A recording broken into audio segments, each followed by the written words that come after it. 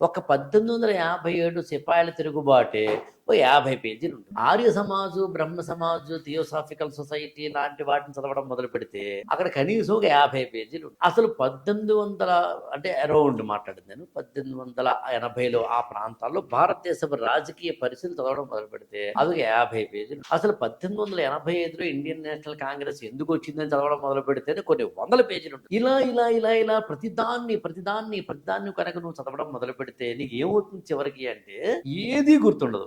అందుకని ఇందాక నేను చెప్పిన పిరమిడికలో లాగా ముందు బేసిక్ అవగాహన కోసం చదివినప్పటికీ క్రమక్రమంగా నీ యొక్క ఫోకస్ ని పెంచుకుంటూ ఏది చదవాలో తెలుసుకుని అది మాత్రమే చదవాలి. అందుకే నేను ఏం చేస్తానంటే మా ఈ గురుకులం ఫర్ ఐఏఎస్ లో ప్రతి ఏడాది బ్యాచ్ కి ఇలాగే తయారు చేస్తాను. ఈ పిరమిడికల్ ఆకారంలోనే తీసుకెళ్లే ప్రయత్నం చేస్తాను. ఈ పిరమిడికల్ గా ఒక స్టూడెంట్ ఎలా చదవాలి, ఎలా చదవకూడదు అనేది ప్రత్యేకంగా చెప్తాను. అంటే ఒక్క మాటలో చెప్పండి అంటే ఇక్కడ చదవకూడదు ఏంటో తెలుసుకున్నోడే ఐఏఎస్ అవుతాడు. ఐఏఎస్ ఫర్ ఆల్ ఛానల్ ని సబ్స్క్రైబ్ చేసుకోండి, లైక్ చేయండి, షేర్ చేయండి.